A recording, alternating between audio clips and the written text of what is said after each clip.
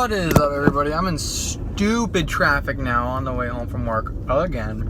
Actually, the problem is I hit bumper-to-bumper traffic long before I usually do.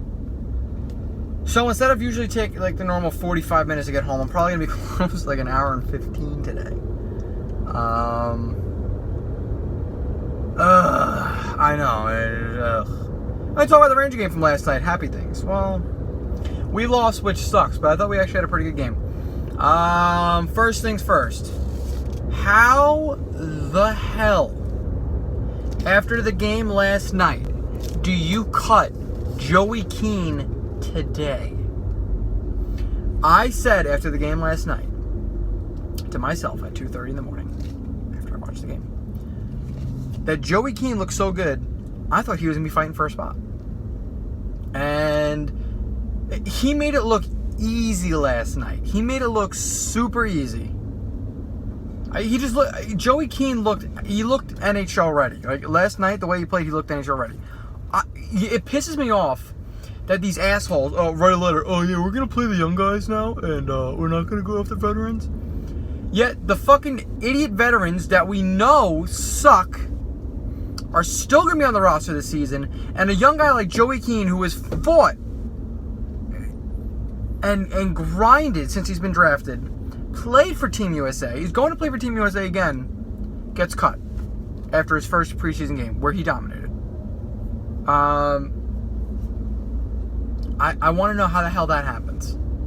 Because the good teams, when a prospect does good in camp, they let him make it to the final round of cuts or make the league.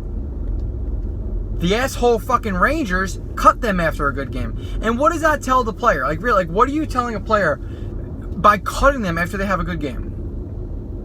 I feel like that screws them up. Not giving Sean Day and Ty Ronning a chance was stupid. Absolutely, that shit pisses me off. You know, you don't have to, and I love Buchnevich. He's my fucking favorite. You don't have to give him 2 games in a row if it means sitting Ronning. For what? It's a fucking preseason game. It doesn't mean anything. Why are we cutting them? That shit pisses me off. I mean, Cole Schneider, how the fuck does he not get sent down? You sent down Joey Keane and Ty Ronning before you sent down Cole Schneider, who fucked up 5 breakaways, it feels like. It's just like, come on. And I'm the biggest Gabe Fontaine fan there is. How the hell was he not sent down after last night? If this is how we're doing it, if we're trimming down the roster trying to get ready for the regular season, you're cutting guys like Joey Keane and Ty fucking Ronning. Why is Fontaine and McLeod still on the roster? Why? Why is it just shit like that ticks me off. Absolutely ticks me off. I can't make heads or tails of it. I really cannot. Oh god, this traffic sucks, by the way. Don't get your license, kids. Just don't. It's not worth the hassle. Just Uber your whole life. What kills me the most is I'm in the left lane. The left lane's not moving. The middle lane and the right lane are actually moving right now. I would get over if I didn't think someone was gonna fucking rear end me.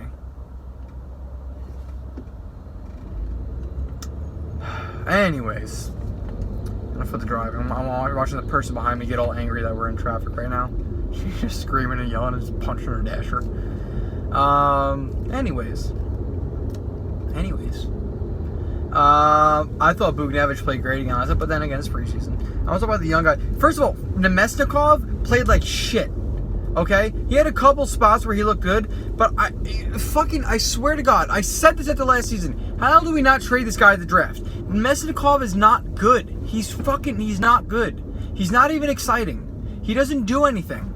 I don't know. I thought it was stupid how much we're paying him. I know it's only 2 years, but he's not good.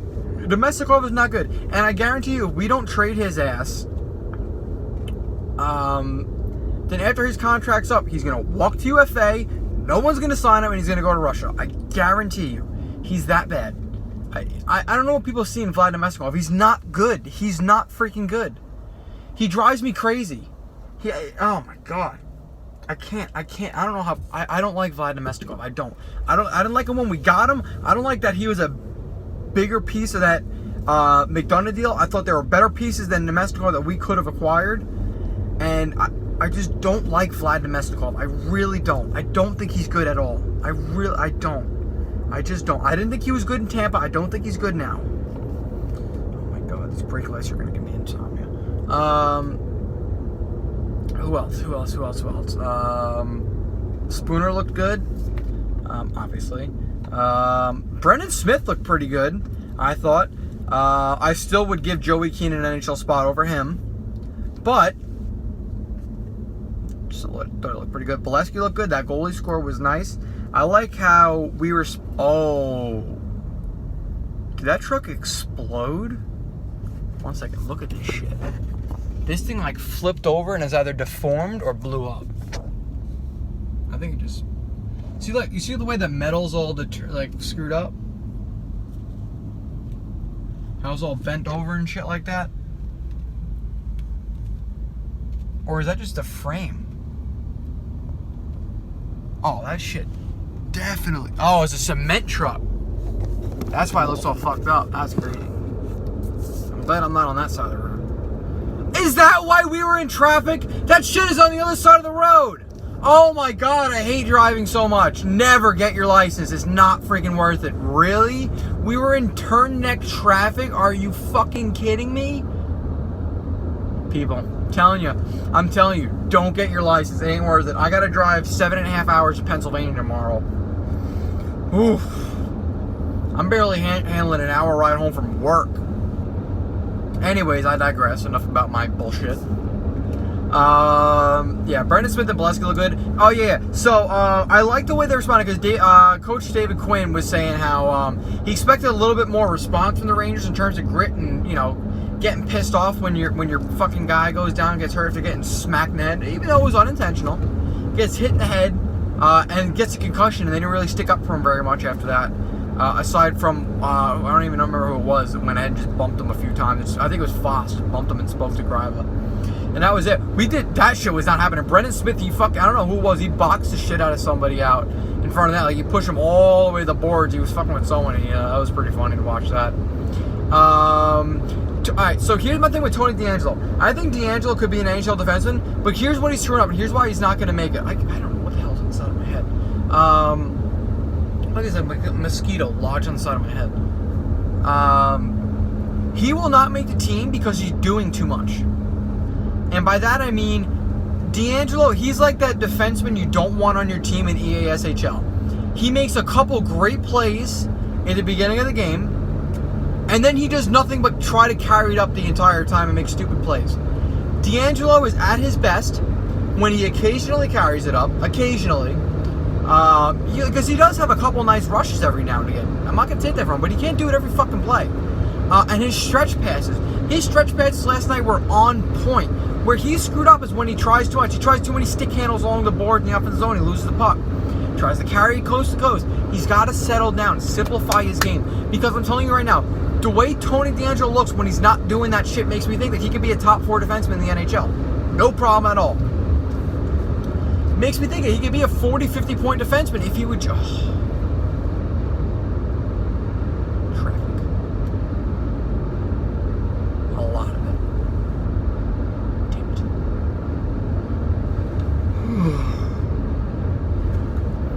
But it makes me think that he could be a sick defenseman if he just simplified his game a little bit. Stop trying so much, Yeah. Who else? Libor Hayek, there's no way he doesn't make the team, especially after the way he played last night. He looks good. He looks ready for the NHL. He would slot into our top 6, maybe even our top 4. I thought he looked that good. Again, I'm really upset Joey Keane got cut. I really thought he was going to make the final round. Gilmore looked okay, although that 6th goal by Philadelphia was entirely his fault. Puffed at the puck behind the net. I don't think Gilmore's going to make the team, guys. I want him to, because I think he's one of the better skaters in the league. I mean, shit, he won the fastest skater in the AHL last year. But I don't think he's going to make the team. I think the Rangers' defensive core is so deep that John Gilmore does not make the team. Yeah, I don't see it. I think Neil Pionk's a shoo-in. I think that's why we're not going to see him a whole lot more in the preseason. I don't know what D'Angelo is. I want to say he's going to make the team because he's looked good enough to do it, but I really don't know. Up front, I'm trying to think of forwards. Zibanejad looked good again last night. God forbid Kreider ever gets hurt again, you could slot in Spooner on the left side on the KZB line. He'd have Spooner, Zibanejad, Buchnevich. And that was a pretty good line last night, I thought. I enjoyed watching them. Philip Keitel's goal, holy shit. Not only his goal, Philip Keitel looked really good last night. He looked stupid good last night. Passing, shooting, skating.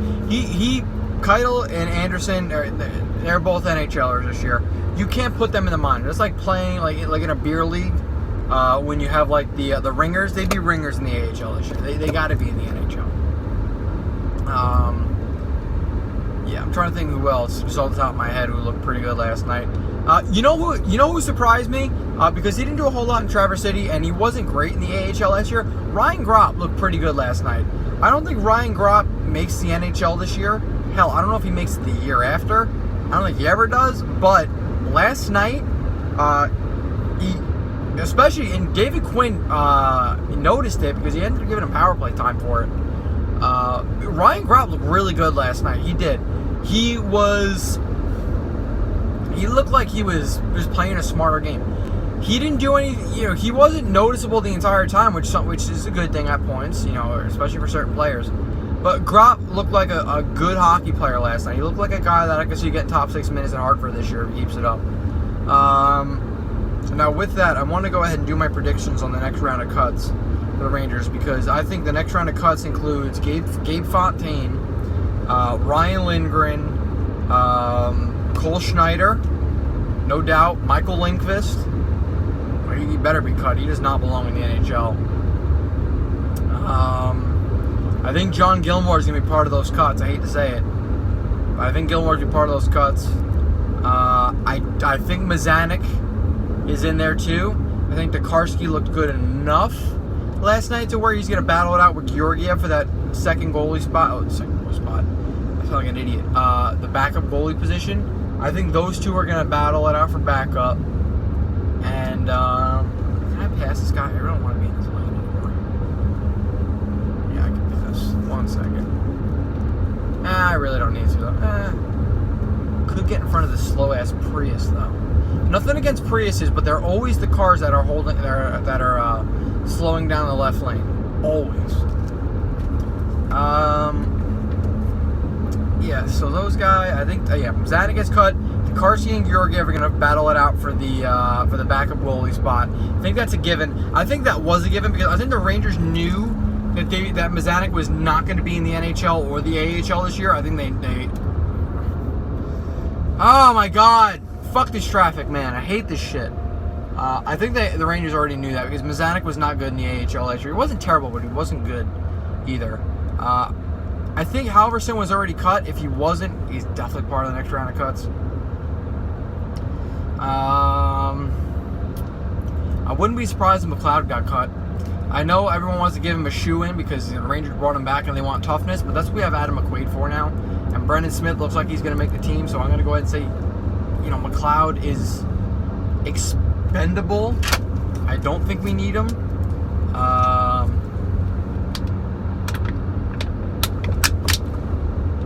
think if Vlad Nemestikov was on a 2-way contract, he would get cut.